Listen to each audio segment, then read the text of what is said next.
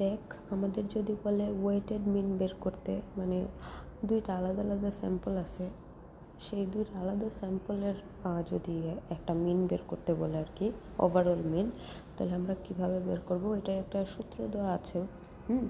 তো সূত্রটা হচ্ছে এরকম যে দুইটার তো হচ্ছে যে এটা প্রথম স্যাম্পলের সামেশন এক্স, মানে ভ্যালুগুলার যোগফল দেওয়া আছে, দ্বিতীয় স্যাম্পলেরও সামেশন এক্স দেওয়া থাকবে, ঠিক আছে? তো উপরে থাকবে summation x one plus summation x two, মানে হচ্ছে প্রথম স্যাম্পলের সামেশন এক্স আর দ্বিতীয় স্যাম্পলের সামেশন এক্স, ঠিক আছে?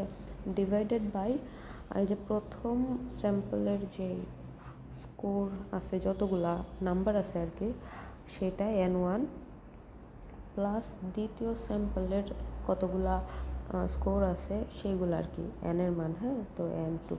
তো এইটা বসাইলেই আমার অ্যান্সার বের হয়ে যাবে। তো আমরা যদি এটার ম্যাথটা একটু করি তাহলে কীরকম হবে যে 72 প্লাস 56, হ্যাঁ? তো 72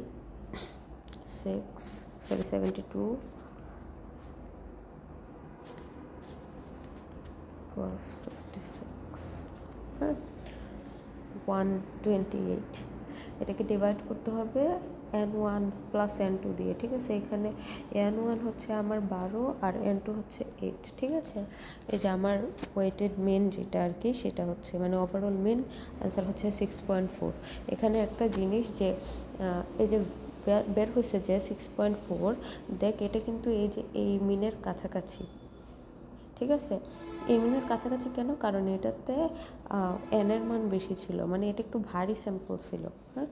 তো যেটা ভারী স্যাম্পল থাকবে ওই ওভারঅল মিন যেটা, ওইটা একটু ভারী স্যাম্পলটার দিকে একটু ঝুঁকে থাকবে আর কি, ঠিক আছে? এই হচ্ছে কাহিনী।